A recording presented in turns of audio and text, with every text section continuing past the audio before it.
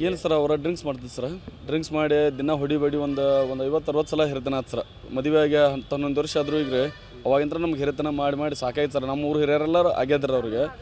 ವಾಪಸ್ರೆ ನಮ್ಮ ಕಾಸ ನಮ್ಮ ಅಪ್ಪನ ಅಕ್ಕ ಆದ ಸಂಬಂಧ್ರೆ ನಾವು ಕಂಪ್ಲೀಟ್ ಏನು ಮಾಡೋಕೆ ಹೋಗ್ಲಿಲ್ಲ ಅವಾಗ.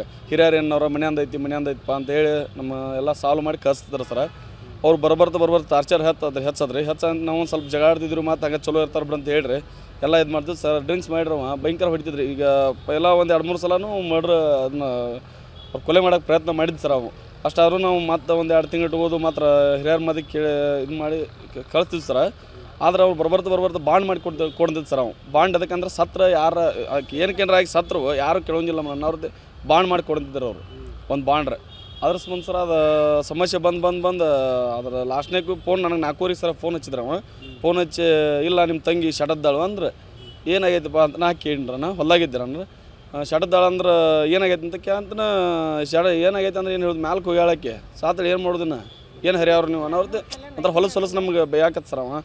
ಹಿಂಗಾಗಿ ಸರ ನಾವು ಹೋಗಿ ನೋಡಂತನ ಅದು ಒಂದು ಡಬ್ಬಿ ಇಟ್ಟಾರ ಸರ್ ತೆಳಗ್ರೆ.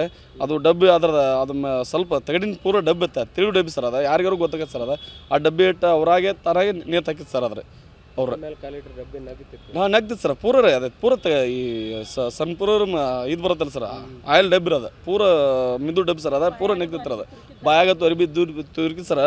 ಅದು ವಿಡಿಯೋದೊಳಗೆಲ್ಲ ಕ್ಲಿಯರ್ ಐತೆ ನೋಡಿ ಸರ್. ಎಲ್ಲ ಸರ ಮಾಡ್ರೆ ಅವ್ರು ಅರ್ಬಿ ಚೇಂಜ್ ಮಾಡ್ಯಾರ ಸರ್. ಅರ್ಬಿ ಚೇಂಜ್ ಮಾಡಿ ವಾಪಸ್ ಇಲ್ಲಿ ಎಡಗಡೆ ಸೈಡ್ ತುರುಕ್ರಿ ಒಂಥರ ಇದನ್ನು ಭಾಳ ಟಾರ್ಚರ್ ಮಾಡಿ ಕೊಂದಾರ ಸರ್. ಕಾಲಿಗೆಲ್ಲ ಹೊಡೆದದ್ದು ಕರಿ ವಾಪಸ್ ಗೊಂಡ್ಲಿಕ್ಕೆ ಇಲ್ಲಿ ಹರ್ಕೊಂಡಿದ್ದು ಸರ್. ಎಲ್ಲ ಕಚ್ಚದವ್ರು ಕಚ್ಚದ್ದು ಎಲ್ಲ ಭಾಳ ಪರಿಣಾಮ ಇದನ್ನು ಮಾಡಿದ್ರು ಸರ್. ಅವರು ಅವ್ರ ಅತ್ತಿ ಅವ್ರ ಅಕ್ಕಿಗಂಡ್ರೆ ಅವ್ರ ಹೆಣ್ಮಗಳ್ರಿ ರೇಣವ ಅಂತ ಹೇಳ್ರಿ ಅವ್ರವ್ವ ಎಲ್ಲವ ಅಂತ ಹೇಳ್ರಿ ಅವ್ನು ನಾಗಪ್ಪ ದಿಡ್ಗಣ್ಣವ್ರು ಅಂತ ಹೇಳ್ರಿ 3 ಮಂದಿ ಅವರು ಮಾಡ್ಕೊಂಡು ಏನು ಬೇಕಾದಷ್ಟು ರೊಕ್ಕ ಹೋಗ್ಲಿ ನಮಗೇನು ಹಾಂಗಿಂಗ್ ಅಂತ ಊರಾಗೇನೋ ಹೇಳ್ಕೊಂಡು ಅಡ್ಡಾಡಿದ್ರಂತ ಸರ. ಈಗ ನಮ್ಗೆ ಏನು ಸರ್ ಅವರು ಡ್ರಿಂಕ್ಸ್ ಮಾಡ್ತಿದ್ದೆ ಸರ್. ಡ್ರಿಂಕ್ಸ್ ಮಾಡಿದವನ ಆದಾತಿ ಇದಾತಂತ ಡ್ರಿಂಕ್ಸ್ ಮಾಡಿದ ಕೂಡ ನಾವು ಬ್ಯಾಡಲ್ಲ ಸರ್. ಅವ್ರಿಗೇನು ಮಾಡ್ಕೊಂಡ್ಬಿಡ್ತಿದ್ರು ಸರ್. ಇದನ್ನ ತೊಂಬ ಅನ್ನೋರು ನಾವೆಲ್ಲ ಕೊಟ್ಟು ಕಳಿಸಿವ್ರು ಸರ್.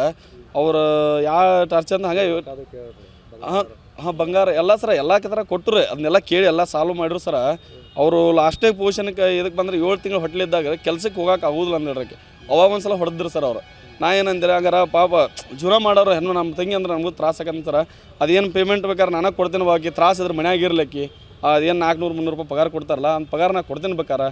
ಆದ್ರೆ ಆಗಿನ ಕೆಲಸಕ್ಕೆ ಅದು ಕಳಿಸ್ಬೇಡ್ರಿ ಅಂತ ಹೇಳಿ ಎಲ್ಲ ನಾವು ರಿಕ್ವೆಸ್ಟ್ ಮಾಡ್ಕೊಂಡು ಸರ್. ಕಾಲು ಬಿದ್ದು ಎಲ್ಲ ಥರ ರಿಕ್ವೆಸ್ಟ್ ಮುಗಿದ್ರು ಸರ. ಅವ್ರು ದಾದಾಗಿರಿನೇ ಚಲೋ ಮಾಡಿದ್ರು ಸರ್. ಅವರು ಚಲೋ ಮಾಡಿ ನಮ್ಗೆ ಭಾಳ ತ್ರಾಸ ಮಾಡಿ ಕೊಂದಾರ ಸರ್. ಹಾಂ ಮಾಡ್ಯಾರ ಸರ್. ಆಗಿಂದಾಗಿ ಮಾಡಿಲ್ಲ ಸರ. ಈಗ ಒಂದು 5-6 ದಿನ ಆದ ಸರ. ನಮ್ಗೆ ಅದು ಸರ್ ನಮ್ಮ SP ಸಾಹೇಬ್ರಂತ ಈಗ ಹೋದಾಗ್ರೆ ನಾವು ಈಗ ಸರ್ ಅಂದಾಗ ನಮ್ಗೆ ಅವಾಗ ಗೊತ್ತ್ರಿ ಈಗ ಮಾಡಿದ್ದಾರೆ ಅನ್ನೋದ್ರೆ. ಇಡ್ದಂಗೆ ನಮ್ಗೆ ಗೊತ್ತಿಲ್ಲ ರೀ ಅದು. ಹಾಂ ಸರ್ ನಿರ್ಮಾಣ ಆಗೈತೆ ಸರ್ ನಮ್ಗೆ. ಯಾಕಂದ್ರೆ ನಮ್ಗೆ ಅಲ್ಲಿ ಯಾರು ನಮ್ಗೆ ಮಾಹಿತಿ ಕೊಡಲಿಲ್ಲ ಸರ್. ಆ ಸಂಬಂಧ ನಮ್ಗೆ ಇನ್ನೊಬ್ರು ಏನಂದ್ರೆ ನಮ್ಗೆ ಹಂಗೆ ಒಬ್ರು ಏನಂದ್ರೆ ನ್ಯೂಸ್ ಚಾನಲ್ ನಮ್ಗೆ ನ್ಯಾಯ ಸಿಗುತ್ತೆ ಅನ್ನೋ ಸಂಬಂಧ ನಿಮ್ಮ ಮಧ್ಯಕ್ಕೆ ಬಂದಿವಿ ಸರ್. ಆಗಿ ನಾವು ಒತ್ತಾಯ ಏನು ಸರ್ ಅವ್ರು ಅರೆಸ್ಟ್ ಆಗ್ಯದ್ದು ಬಿಟ್ಟು ಅನ್ನೋದ್ರೆ ನಮ್ಗೆ ಗೊತ್ತಿಲ್ಲ ಸರ್. ಅವ್ನು ಎಲ್ಲಿ ಹಾಕ್ಯಾರ ಅನ್ನೋದು ಗೊತ್ತಿಲ್ಲ ಸರ್.